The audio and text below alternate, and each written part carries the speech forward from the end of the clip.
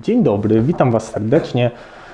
Tym razem po długiej przerwie, no jak zawsze, chciałbym Wam opowiedzieć nieco o obróbce zdjęć astrofotograficznych, ponieważ ostatnio zainteresowałem się tym tematem.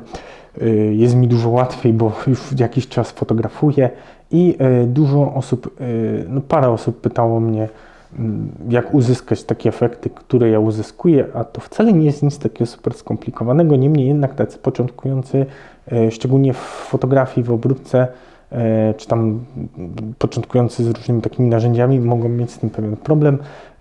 Myślę, ja też osobiście bałem się, że może być gorzej, a tak naprawdę ten materiał czasami może nie wyobrabia się sam, ale nie jest to takie ciężkie i nie jest to jakiś tam wielki rocket science. Trzeba tylko pamiętać i być świadomym niektórych rzeczy. Ja, jak widzicie, tutaj mam Sistara, bardzo zniesławiony sprzęt do astrofotografii, dlatego że jest tani, może nie jest jakiś super dobry, ale potrafi dać zajawkę, myślę, niejednemu amatorowi, tak jak na przykład mi. I apetyt rośnie w miarę jedzenia. Myślę, że to jest bardzo dobry punkt wyjściowy. Uważam, że jest troszkę zbyt surowo oceniany, przy czym trzeba znać jego ograniczenia i słabe strony. Ja Wam mogę kiedyś taki materiał o nim przygotować, może się zmobilizuję i może to nie będzie znowu za kilka lat. Niemniej jednak do takiego wejścia w astro polecam, jeśli chodzi szczególnie o mały budżet, bo powiedzmy sobie, do kwoty 3000 zł nie kupimy nawet dobrego montażu paralaktycznego z prowadzeniem, a tutaj mamy sobie takiego Sistara, powiedzmy, mieszcząc się w tej kwocie. Dobra, ale nie o Sistarze dzisiaj mowa o obróbce materiału. Użyjemy sobie najpierw takiego pełnoprawnego materiału, który użyczył akurat mi taki kolega jeden, który prosił na grupie chyba Astrofotografia Polska o obróbkę zdjęcia, to znaczy ja mu zaproponowałem, że mogę siąść do jego materiału, mi się spodobało, zapytałem, czy mogę użyć tego materiału w celach szkoleniowych, zgodził się, więc super, użyjemy sobie takiego pełnoprawnego materiału, czyli pełna kalibracja, zestakujemy go sobie i obrobimy i jeszcze użyjemy sobie materiału Sistara, żebyście też wiedzieli mniej więcej, jak to się je. Akurat to już będzie mój materiał. No i dobra, zaczynając, zaraz sobie przyjdziemy do komputera, jeszcze powiem krótko o programach. Użyjemy sobie 4 programów, 3 będą darmowe, jeden jest komercyjny, ale ten komercyjny możecie spokojnie zamienić. Już mówię Wam, o co chodzi.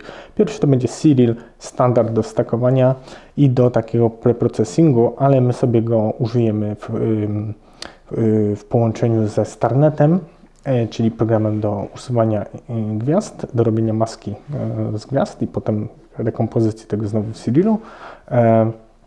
Graxpertu, który służy mniej więcej do usuwania gradientów, znaczy do wyrównywania tła, też do odszumiania i potem przejdziemy sobie, jak już będziemy mieli efekt finalny, do finalnego takiego podpicowania zdjęcia w jakimś programie takim. Można użyć spokojnie programu właśnie tak jak ja używam, czyli do edycji zdjęć. I ja używam akurat Luminara Neo, Wy możecie użyć Lightrooma. W sumie polecam Lightrooma bardziej, ja korzystam głównie z Luminara, dlatego że jakoś się w nim odnajduję, a nie lubię płacić subskrypcji, takiej dużej przynajmniej dla Adobe. Więc ja używam Luminara, możecie użyć Lightrooma, możecie użyć w ogóle jakiegoś darmowego programowania. Bardziej będę Wam, mam nadzieję, tłumaczył dość intuicyjnie te kroki i będziecie to mogli przełożyć mniej więcej na jakieś inne graficzne programy. No to co? Zapraszam do komputera.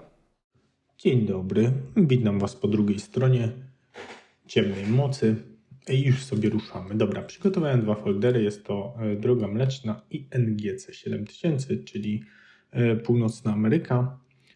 I sobie tak, najpierw sobie pojedziemy tą Drogę Mleczną i tak, jedziemy sobie fajnie, włączamy sobie Sirila i tak, najważniejsze rzeczy, 4 foldery, klatki kalibracyjne, pełna kalibracja, wiadomo, tutaj mamy sobie NGC już Droga Mleczna. Tutaj mamy sobie jeszcze folder proces, a to ja sobie go usunę, bo to jest nasz folder z wynikami. Masters też. Nie ma flatów. No dobra, będziemy robić to bez flatów. Oszukałem Was, no niestety, ale tutaj Grzegorz nie miał flatów, więc my sobie robimy to bez flatów, ale ja mam przerobiony skrypt Serial, żeby działał bez flatów, więc sobie pojedziemy bez tego. Akurat flaty wam dają to, że ewentualnie jakaś wineta, czy jakieś stałe nie zniekształcenia, tylko jakieś przyciemnienia i tak dalej związane z obiektywem, one się niwelują w procesie stakowania. Dobra, lecimy z tym. Przepięliśmy się na folder, OK. I teraz puszczamy skrypt do automatycznego stakowania bez flatów, without flats. Lecimy, zobaczymy sobie, co tam nam sobie Siri wypluje.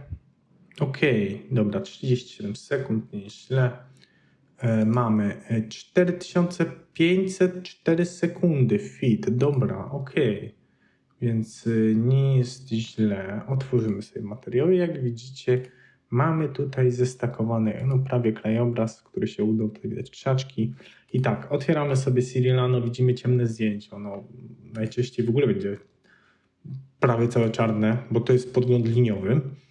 I musimy sobie na razie zestreczować. Znaczy automatyczny stretch zrobić tylko w celach podglądu, więc klikamy sobie tutaj, potem to będziemy stretchować, także spokojnie. No proszę, już nam tutaj ładna droga mleczna wyszła, wcale nie jest zła, ale my sobie ten materiał jeszcze podpisujemy. I sobie przede wszystkim po pierwsze kropujemy. Zastanawiam się, jakby go tu skropować, żeby fajnie było. Widzicie, tu już jest taka łuna, taka zielona, to przesunięcie i te artefakty to trzeba obciąć. OK, tutaj widać jeszcze tam naszego babola, ale to najwyżej usuniemy potem. Mamy sobie takiego pięknego kropa. Ja się zastanawiam, czy by go... Ale nie, dobra, na razie sobie go, najwyżej go potem dokropniemy. I tak, co ja robię na początku? Dwie najważniejsze rzeczy. Po pierwsze, najpierw usuwam zielony szum. Średnia, tutaj jest średnia neutralna. Widzicie, rozbił się nam ten zielony szumik, nawet tutaj w tym rogu. Już nam się zrobiło to zdjęcie takie bardziej poszło w taką różową tintę, ale to nic, bo my sobie jeszcze zrobimy color calibration z tym, że tutaj, niestety, jakbyśmy sobie wpisali Milky Way, to nawet nie ma takiego obiektu, bo nie fotografujemy stricte głębokiego nieba, tylko to jest taki bardziej szeroki, można powiedzieć, krajobraz. Bo już tam były drzewa, więc prawie krajobraz. Więc on tam, nam tutaj się ten kolorymetr, ta fotometryczna kalibracja koloru nie zrobi, ale to nic. Załóżmy, że ona jest zrobiona. To się przydaje głównie dla głębokiego nieba, ale ten kolor zawsze sobie potem można poprawić samemu. I co ja sobie robię dalej? To zapisuję jako oddzielny feed i zapisujemy sobie results 400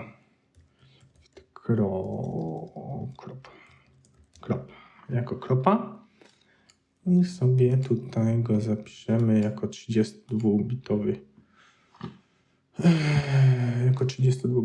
i tak, i przechodzimy sobie do Grexperta. Grexpertem sobie usuniemy, wybijemy tą drogę mleczną, czyli sobie podbijemy, jakby wyekstraktujemy pierwszy plan, oddzielimy pierwszy plan od tła. To na początek może nie będzie wydawało się takie spektakularne, ale to będzie miało znaczenie przy stretchowaniu. Wtedy nam naprawdę zaczną wychodzić, to nam się ładnie ta droga nam się tutaj wybije. I tak, tutaj mamy droga mleczna i sobie otwieramy naszego kropa.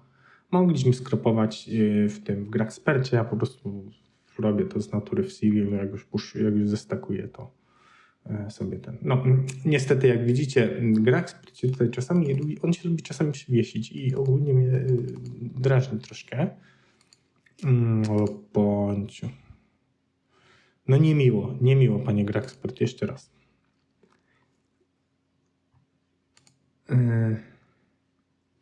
Jeszcze raz jedziemy, droga mleczna. Jest. On nam odwrócił, ale to nie jest istotne. Background extraction, jak ja to robię? Ja zazwyczaj robię AI ale możecie sobie zrobić metodą RBF. Po prostu wy sobie możecie wygenerować siatkę. Tutaj możecie sobie zobaczyć, jaka jest tolerancja tej siatki. On wam mniej więcej się spróbuje dopasować i wybić sam to tło na podstawie kontrastu, ale wy musicie sobie po prostu klikać, gdzie jest wasz główny motyw i gdzie jest wasze tło, nie? I bym sobie taką drogę mleczną musiał przeklikać. Tutaj sobie zaznaczyć tu. Wszędzie nie. W sensie musiałbym zaznaczyć tło całe, czyli sobie obwarować drogę mleczną punktami. A z naszego motywu oczywiście sobie te kwadraty pousuwać. Ale powiem szczerze, że ten AI daje tak fajne efekty w większości przypadków, bo on się oczywiście, każdy obiekt jest indywidualny. Czasami się trochę lepiej, czasami gorzej, ale akurat w tym przypadku będzie ok, bo już obrabiałem ten materiał.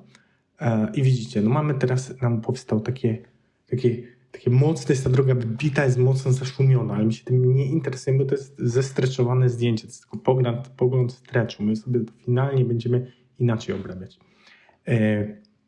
To też jest ok i tak.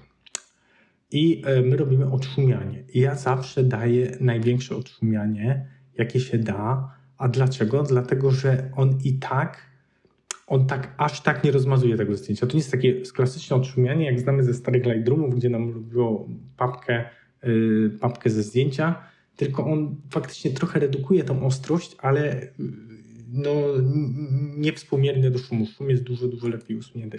Dlatego ja zawsze daję na 1, no ale to ogólnie jest banan, to jest jeden suwak. Możecie sami pokombinować, więc to nie jest problem. Więc on nam tutaj sobie ten szum usuwa. Zaraz sobie zobaczymy, co tam nam wyjdzie ciekawego. Ja wam powiem, że ogólnie no to AI akurat przy obróbce tych zdjęć nocnego nieba no robi robotę, jest fajnie, już coraz lepiej trenowane. No i widzicie, wcale nam tego zdjęcia tak nie zmasakrował, pełno gwiazd wyszło, mało szumu i sobie zapisujemy sprocesowane zdjęcie. On tutaj już proponuje nazwę, więc ja tak zapisuję. Grasper Pits i jedziemy i wracamy do Cyrilla. W Cyrillu sobie znowu otwieramy to nowe zdjęcie nasze. Widzicie, to nam wyszło taki babole. Możemy sobie to usunąć w postprodukcji, ale ja bym to jeszcze przykropował sobie ładnie. Powiedzmy dotąd. No, powiedzmy, żebym to tak skropował. Jest już ok. Nie, tak, dobra. I teraz co robimy w Cyrillu? Kolejnym etapem jest usunięcie gwiazd. Robimy sobie Star Processing, Starnet Removal. Tego Starneta sobie trzeba doinstalować, ale spokojnie, wszystko jest w internecie. Gdybyście mieli jakieś problemy, no to naprawdę nie jest trudne, ale też mogę wam kiedyś nagrać taki tutorial od A do Z, jak ogarnąć sobie tego Cyrilla do takiej pracy, jak ja tu mam. Dobra, on sobie działa, Running Starnet. O, widzicie, i to jest nasze zdjęcie bez gwiazd. No, wygląda szczerze mówiąc troszkę masakrycznie. Jednak ta ostrość się traci, ale to spokojnie, bo to jest bez gwiazd. Tych gwiazd jest pełno, więc jak się tło usunęło, nie możemy szukać jakiegoś wielkiego detalu. Ale naprawdę, uwierzcie mi, nie jest tak źle. Co ja bym tutaj zrobił przed dekompozycją i przed streszczowaniem? Po streszczowaniu usunąłbym tą gwiazdę, bo nam się tutaj rzuca w oczy i będzie taka wielka plama nieładna, ale to sobie zrobimy po streszczowaniu. Na razie sobie to zestryczujmy, więc bierzemy sobie na liniowy widok i sobie ciągniemy. Widzicie, że zdjęcie jest na razie czarne. Mamy tutaj logarytmiczną skalę, więc sobie od razu machniemy przełożenie 100 i sobie tutaj local stretch, intensywność sobie bierzemy na maksa i ciągniemy.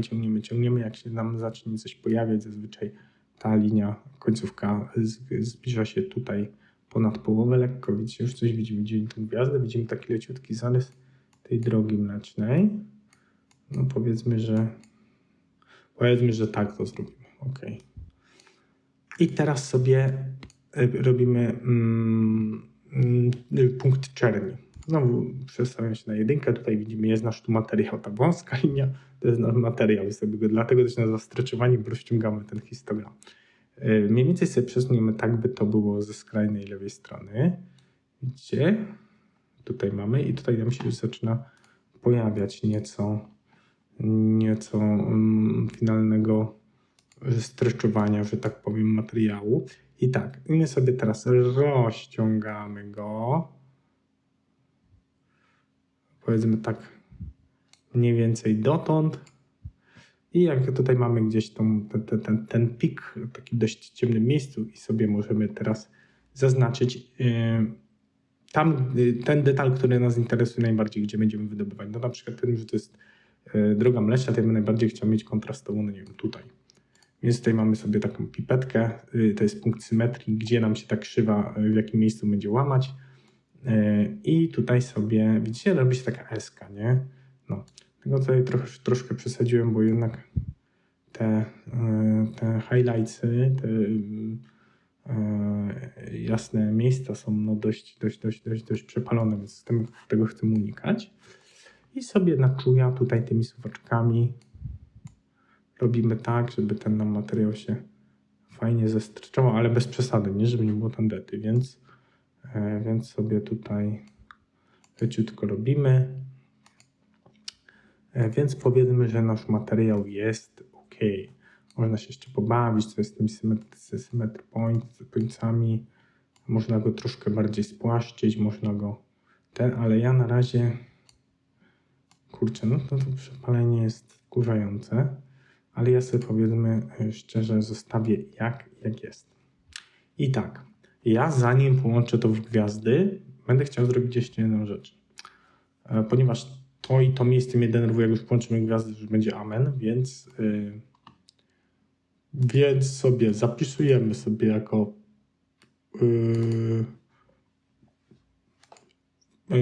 no na przykład TIFF, no najlepiej TIFF, żebyśmy sobie to mogli otworzyć w jakimś programie. I tak, i my tutaj sobie mamy tło i sobie przemielamy się na Luminara. Luminar to jest mój program do edycji zdjęć. Ostatnio zazwyczaj korzystałem z Photoshopa, ale testuję. I póki co jest, no trzeba się z nim specyficznie dogadać, ale jest ok. I dobra, i sobie lecimy. Dodajemy sobie obrazek. Tam główny, gdzie tutaj mamy. Mamy sobie naszą drogę mleczną. Otwieramy. Bach, jest, dobra. No to tak, ale dobra, na razie siedzę cicho. Możemy sobie jeszcze troszkę odszumić. Czekajcie, no dobra, muszę sobie wziąć tutaj edit. Dobra, tak, przede wszystkim, co jest najważniejsze? Korzystamy z jakiegoś naszego domyślnego, ja korzystam z AI-a, wspomagam się tym jak mogę do odszumiania. Na razie jeszcze nie wyostrzamy.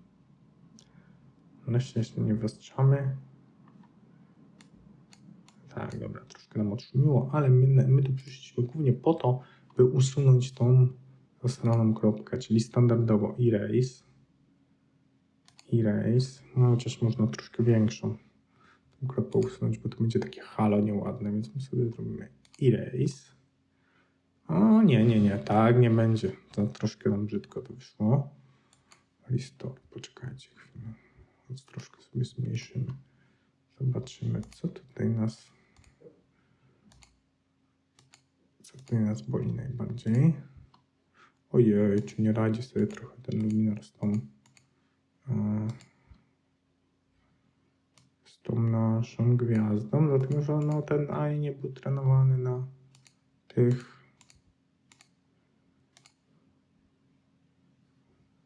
no powiedzmy, że to oszukane mocno, ale tak podusuwaliśmy tą gwiazdę, nie? Teraz sobie robimy tutaj, to przyjaźnie mi się nie podoba, więc sobie robimy miejscowo, maskujemy gradient, prosty gradiencik, nie będziemy go tutaj bardzo ciorać i sobie highlights, zjeżdżamy w dół, jest ok, jest już dużo lepiej. Dobra, kusi mnie, żeby to dalej poprawiać, ale nie, to jest tło, na razie tego nie robimy, będziemy to prawić finalnie z gwiazdami. Eksportujemy to z powrotem do TIFFA, tutaj zaświta, TIFFA, przepraszam, oryginalnego, niestety tylko 16 bitów, ale przeżyjemy, bo już jest wystarczowane. Nie, można sobie nawet zamienić. Wychodzimy, jeszcze raz Cyril. No niestety, tak to jest. Tylko tak, i teraz będziemy składać te gwiazdy, tylko sobie nie złożymy tak bezpośrednio z TIFFA, przynajmniej ja mam z tym problem, więc otwieramy tego TIFFA, zapisujemy raz jeszcze tylko jako fits i najlepiej rozciągniemy go do 32 bitów, tak jak jest tam maska. Zapisaliśmy, o czym on się nazywa BIOS-Fit? No dobra, nieistotne, nazwijcie sobie jak chcecie. Trochę przypał ta nazwa, ale spoko. I tak, i sobie robimy Star Recomposition i wskazujemy nasz plik maski, biases i nasz plik Starless Mask. Starless Result. Star Mask, dobra, ok. I teraz widzicie, zaczynają się pojawiać gwiazdki, my sobie stretchujemy, żeby one były dość mocno widoczne. Powiedzmy, że sobie zrobimy potąd, tylko ich jest dużo. Ja osobiście nie lubię, jak jest tak dużo gwiazd, ale jeśli sobie podciągniemy Symmetry Point, to widzicie, że one nam znikają. Ja zazwyczaj stosuję okolice 2, powiedzmy. Jeśli gwiazdy są naprawdę duże, to możemy sobie przybliżyć, zobaczyć, jak ten Black Point to jest taka trochę dekonwulsja. Ona nam te gwiazdy troszkę tak obcina, robi te ciemne obwódki. No i żeby nie przesadzić, to możemy sobie zrobić w ten sposób. Apply. Ku uciesze, co komu pasuje. Widzicie, no te gwiazdki są w sumie spoko. I tak, właściwie na to można by zakończyć. Jednakże ja idę zawsze o krok dalej i sobie jeszcze idę do programu graficznego, do obróbki zdjęć. Wyrzucamy sobie naszego TIFFA, żebyśmy mogli sobie na przykład jako Star Recomposition, niech będzie na potrzeby materiału, zapisujemy. Oh my god. Dobra, jeszcze raz. Bo jak czasami mnie strasznie wkurza Cyril, bo on wchodzi w te foldery. Dobra, widzicie, tu jest trochę rzeczy do poprawy, zaraz sobie dojdziemy. Dobra, po pierwsze Cyril, nie Cyril, tylko Luminar.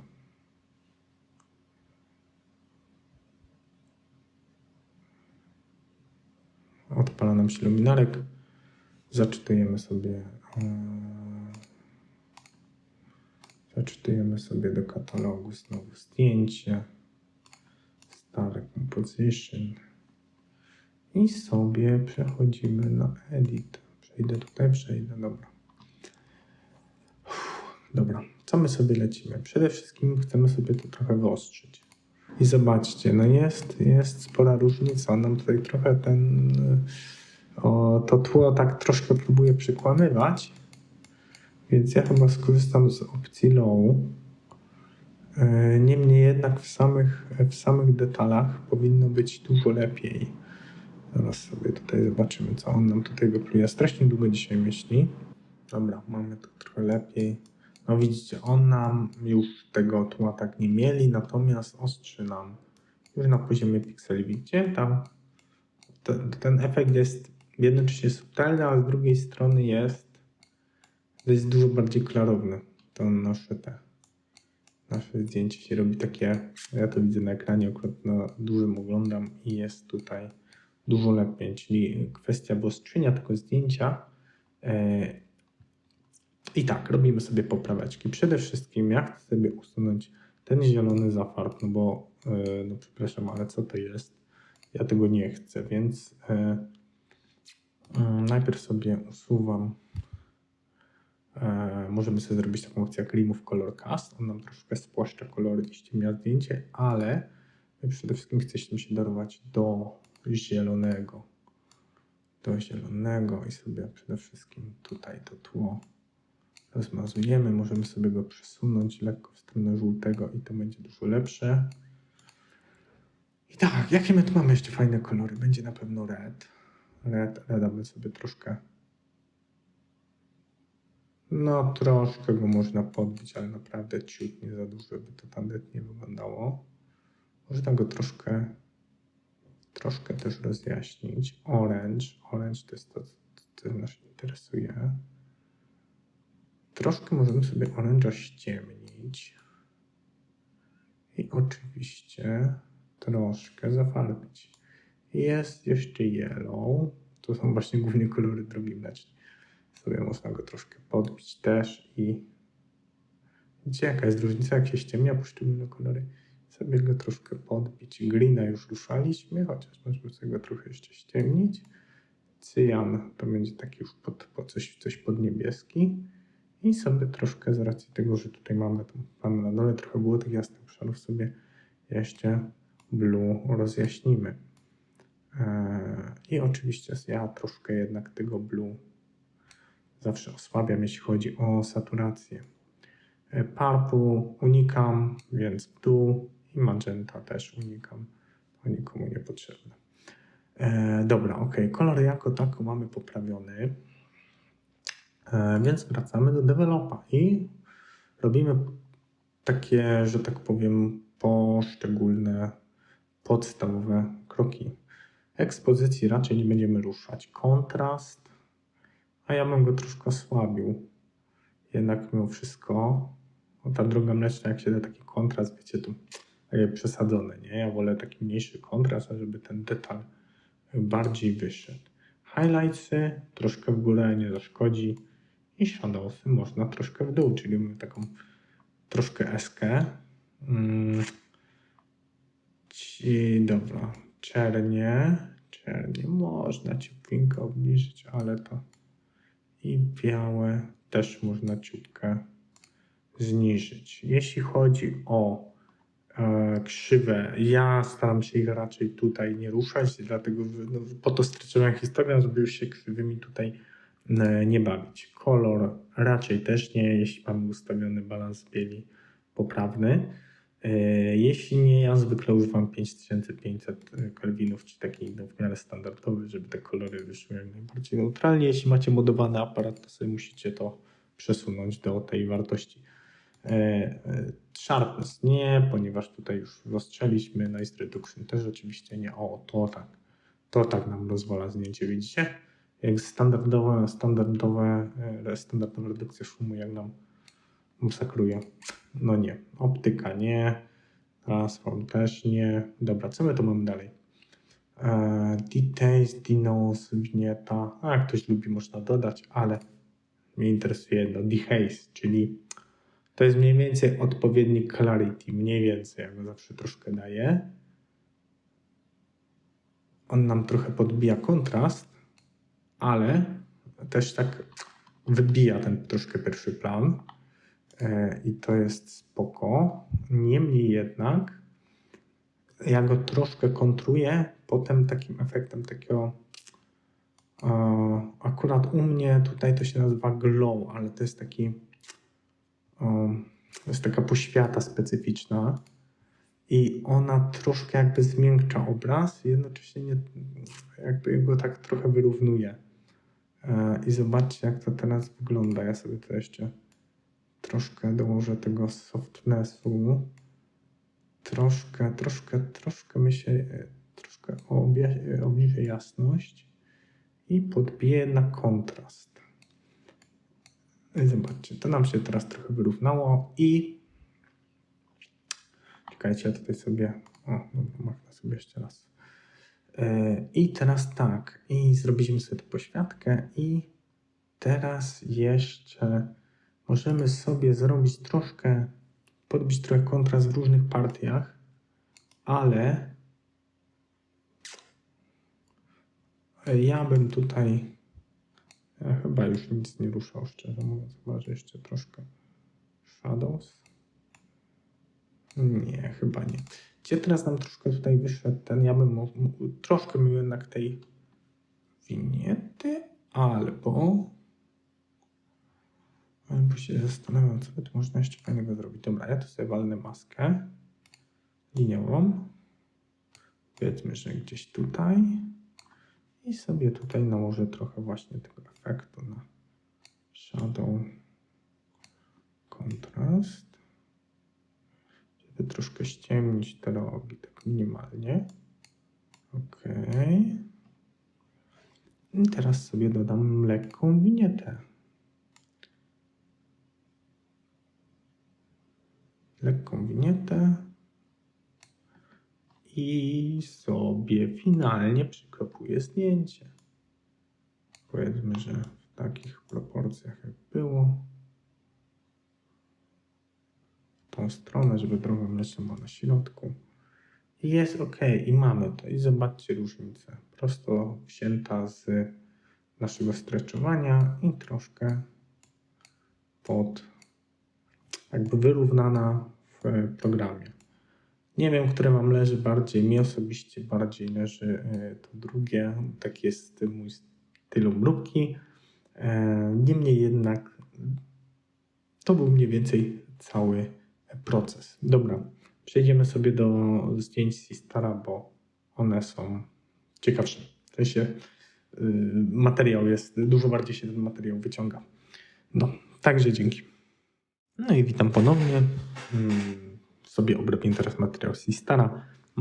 Sistar produkuje tylko lighty i odejmuje od tego automatycznie klatki kalibracyjne, które zrobił wcześniej, więc to jest troszkę inaczej. Mamy tylko, że tak powiem, folder z lightsami, więc otwieramy sobie naszego Cyrilla i ja mam do Sistara specjalny skrypt, który no właściwie bierze tylko do procesingu same lighty. Ale wy możecie sobie to zrobić ręcznie. Mimo wszystko polecam skorzystać ze skryptu, bo to oszczędza dużo czasu. Dobra, przemaglujemy się na NGC 7000, czyli naszą Amerykę. No klasyk. Wybieramy sobie nasz roboczy folder, z którym ja zawsze mam problem. Jeszcze raz, dobra. Open, ok, jesteśmy i sobie klikamy Sistar Pre-Processing. Ja wam dam linka oczywiście do tego skryptu, nie jest mojego autorstwa. Też gdzieś go tam wyrwałem. On sobie nam stakuje. Akurat obwięcznie stack Cyrilla trwa mega szybko. Cyrilla ze Sistara. Mamy 47 razy 20 sekund. Ok. I tutaj sobie mamy naszą Amerykę. Jak widzicie, materiał nie jest zbyt wybitnej jakości. No i właśnie my, że tak powiem, tutaj naszymi tymi bajecznymi narzędziami doprowadzimy do tego, żeby on wyglądał jakoś znośnie. Dobra, pierwsze co robimy, to sobie kropujemy. Tutaj widać artefakty po rotacji pola, więc to sobie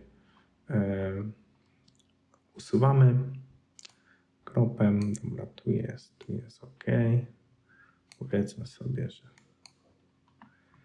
jest gitara. Crop, jest ok. Standardowo, tak jak było wcześniej, usuwamy zielony szum. Teraz mamy zdecydowanie zbyt fioletowy obraz i korzystamy z kalibracji. Wpisujemy sobie nazwę obiektu. Pobieramy dane z kamery czy tam z aparatu. Jeśli nie mamy, no to tutaj jest ogniskowa szkła i rozmiana piksela i on sobie to sam przeliczy. I spróbuje nam dopasować miejsce w kosmosie i na tej podstawie skalibrować kolor. Jak widzicie, nam się tutaj już zrobiło. Ponownie cofnę i ponownie widać, że coś zostało zastosowane. I w takiej formie, czyli skropowanej, zaś zapisuję to do pliku fit sobie może zrobimy crop. Save'ujemy. Save and away. Dobra. I tak. I otwieramy sobie naszego GrAxperta. No tu GrAxpert będzie miał zdecydowanie większe pole do popisu. Droga mleczna. Gdzie jest AGC? Jest. Dobra. Otwieramy. Myślę, że zaś zapnie. No. Dobra. I sobie usuwamy tło. Zobaczymy, jak nam to AI zadziała. O, widzicie, on nam w miarę dobrze zadziałał, bo tu nam wybił tą Amerykę. Tutaj tło mamy wybite, ale to jest wszystko ciemne, więc spoko.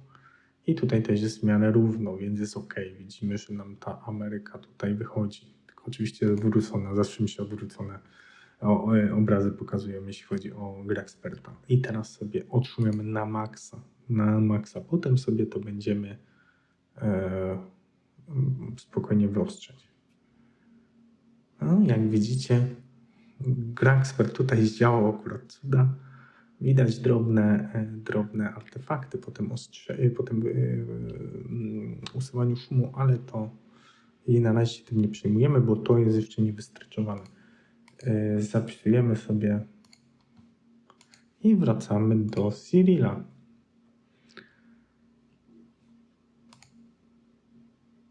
Mamy sobie GrAxperta. Znowu sobie robimy podgląd. Widzicie, te kolory jest coś inne. No ale dobra. I my sobie robimy tak. Start Processing. Usuwamy gwiazdy. Usuwamy sobie gwiazdy. Tutaj na szczęście nie mamy jakichś dużych baboli, które musimy usuwać w programach, więc pójdzie szybciej. O, widzicie, to jest wersja Stadless. Paradoksalnie moim zdaniem wygląda to lepiej niż ta druga mleczna, w sensie jest dużo większy detal. No i dobra, no i mamy sobie wersję Stadless i sobie ją streszczujemy. Wracamy znowu liniowo i sobie jedziemy, zaś tutaj wpisujemy 100, rozciągamy na maksa i jedziemy. Co my tu mamy? O, widzicie, zaczyna wychodzić, ja sobie jeszcze podbiję. No dobra, pod tą siódemeczkę, żeby tutaj jest dość. O, nawet trochę więcej. Dobra. OK. Linear stretch, black point. Znowu dojeżdżamy. O, widzicie. I teraz sobie ciągniemy inwers, tylko generalist. Dobra.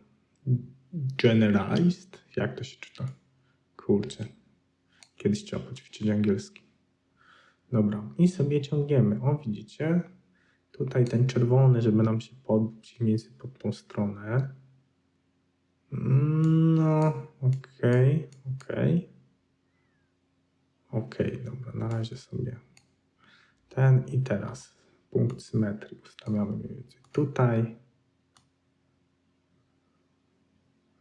O, widzicie, i nam zaczyna ta Ameryka ładnie wychodzić. Znaczy fragment Ameryki. No.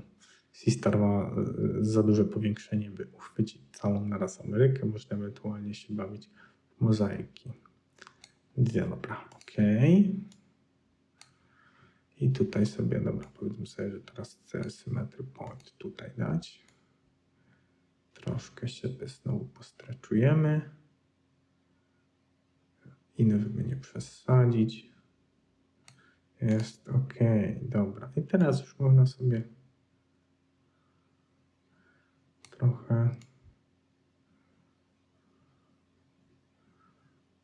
troszkę sobie można tutaj pobawić się według własnego uznania. Symmetry point. No dobra. Troszkę. Dobra. Nie ruszamy tych przyjaźnień. Powiedzmy, że jakoś tak, jako tako nam się to podoba. Jakoś tako detal wyciągnęliśmy z tak badziewnego materiału, przypominam, więc no, z tym Seastarem jest naprawdę ciekawie. I sobie teraz będziemy gwiazdy łączyć, tylko musimy oczywiście zapisać ten plik Stadless save, replace, jest ok. i sobie to łączymy. Star Recomposition. Star Recomposition. Tutaj mamy Starless. Star Mask. Ok, i sobie ciągniemy te gwiazdeczki. One akurat w przypadku tego są małe, powiedzmy. Ja nie lubię za dużo gwiazd. Jak jest dużo detalu, to naprawdę nie trzeba tego tak maskować tymi gwiazdami. Powiedzmy, że sobie dam 2, ten black point. O, już mi przesadził, 0,4. Ok. I widzicie, jakie fajne gwiazdki. Nie jest za dużo. Jest ok. No i co? No i mamy to w miarę ogarnięte, ale my sobie jedziemy jeszcze dalej, bo jedziemy sobie to teraz obrobić w naszym programie do obróbki zdjęć. Star Composition Result zapisujemy jako TIFF 32-bitowy i jedziemy do akurat Luminara w moim przypadku.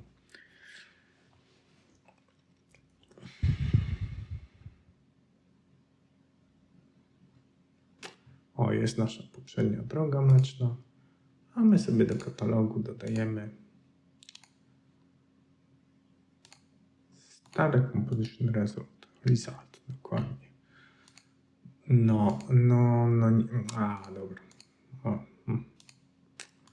Mój nie Oskar. Jeszcze raz, dobra. Mamy sobie naszego NGC, no jak widzicie, no to już prawie 100% jest, no niestety. C-Star nie wybacza błędów, od razu trzeba robić najostrzy jak się da, bo rozdzielczość jest bardzo, bardzo mała, no Full HD, no nie oszukujmy się. Dobra, i co ja tutaj robię na początku? Najpierw, ja tutaj nie mam za dużo szumu, więc na razie tego nie odszumiam. Na razie sobie to robię po prostu wyostrzając jeszcze detal. No to nam przemasakrowało, ale ten low zrobił robotę. Zobaczcie tutaj, szczególnie w tych miejscach. Tu były jakieś paćki, a się to fajnie nam wyciągnęło. I zobaczcie, jaka to jest fajna robota przy tych mniejszych rozdzielczościach, gdzie naprawdę już się operuje. Widać 100% kadru, że tak powiem, i 100% odwzorowania rozdzielczości. I co? Lecimy sobie dalej. Co my tutaj sobie możemy dodać? Smart Contrast. Oczywiście, może troszkę być. Tutaj akurat pasuje. Troszkę zjedziemy sobie chociaż z tymi highlightsami. No nie musimy aż tak. Shadows oczywiście leci w dół. Bo to ma być ciemne, to są pyły ciemne. I troszkę sobie rozjaśnimy jeszcze whites. Troszkę blaki. Krzywek nie ruszamy. Kolor jest ok, to jest ok. Jak mamy jakieś takie niepotrzebne ciapki, ja na przykład mam tutaj troszkę tych pyłków, ale one, wydaje mi się, że one mogą sobie tutaj zostać. Nie jest not bad, ale moglibyśmy sobie te tutaj fragmenty pousuwać.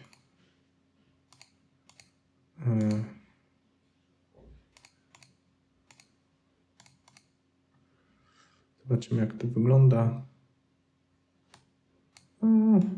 Trochę lepiej, mniej to odciąga uwagę ten dół, bo no jednak tutaj mamy centrum i na tym się powinniśmy skupić. Strukturę, czy chcemy wyostrzać? Nie, bo już mamy dobrą gamę, nawet troszkę ją tak ciutko bym ją osłabił. Jest taki trik w fotografii, że jak chcemy wyostrzyć zdjęcie, sprawić, by ono było wizualnie bardziej ostre, to je trochę zwiększmy. To jest taki mega paradoks, ale uwierzcie mi, to działa. Dobra. Sobie trochę, to nam troszkę podcieni, troszkę wypłaszczy ten kolor kaścik, ale nie damy go za dużo. Tak, i typowy kolor i operacje już na barwach. Ja bym sobie tego orange troszkę osłabił, natomiast wybił czerwony. Na pewno dał troszkę żółtego w saturacji i trochę bym go jednak mimo wszystko... Troszkę bym go cofnął jednak. To nie jest taka fotografia, żeby tutaj wyciągać jak prawdziwe długie naświetlanie z dual bandem, żeby tu wyciągać jakikolwiek inny kolor niż czerwony, także ja bym troszkę stonował i cofnął ten żółty w stronę pomarańczu i sobie teraz jasność korygujemy. Powiedzmy, że ten żółty troszkę go osłabimy, troszkę podbijemy pomarańczu i czerwonego oczywiście też musimy dać troszkę, ciupinkę w górę. Dobra, kolor mamy z głowy. Winieta. Można ciupinkę, żeby się bardziej skupić na tym środku, ale po co się robi flaty, bo winietę i tak, żeby ją potem dołożyć. No. Jest pełna logika. Troszkę dehaze'a, chociaż w tym przypadku nie, w tym przypadku dehaze'a nie chcę. I tak, co my tu jeszcze mamy? Glow. No i glow. Orton. O, dokładnie. Dokładnie, troszkę Ortona, nawet tutaj nie muszę grzebać w zaawansowanych ustawieniach. I co my tutaj mamy? Czy kontrast działa fajne rzeczy? Nie, nie chcę. O, dobra, można troszkę środek podkręcić. Pobawimy się balansem. I cienie. Cienie sobie jeszcze weźmiemy. No i dobra, no i mamy to, poczekajcie, bo tutaj wyszły takie, nie, mamy to, dobra. No i zobaczcie, mieliśmy sobie tak, w ten sposób, okaże się nam tu gwiazdę dołożyło, dobra, nie róbmy się, ale usujmy ją, bo o, jednak troszkę przypał, jak jej tu faktycznie nie ma.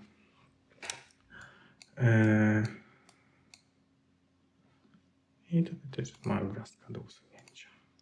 Dobra. O, tutaj sobie jeszcze usunę. Drażnimy taki paproszek, powiedzmy. I co? I wychodzi na to, że troszkę sobie to zdjęcie poprawiliśmy. Może ciut agresywnie, ale no jeszcze można tego kontrastu troszeczkę ulżyć, nie? Żeby tak nie przesadzać. No i kurczę, powiem wam, że teraz wam pokażę jedną klatkę z tego. Aha, nie pokażę wam w fitach, ale no wygląda naprawdę źle. No, także jak sobie zestakujemy dużo materiału i pobawimy się odpowiednimi algorytmami, jesteśmy w stanie uzyskać takie oto właśnie efekty, nawet z Sistara. No, więc to by było na tyle. Mam nadzieję, że mimo chaosu mniej więcej zrozumieliście mój tok obrabiania tych zdjęć i gdybyście mieli jakieś pytania, to oczywiście zapraszam do sekcji komentarzy. No i trzymajcie się. Miłego. Cześć.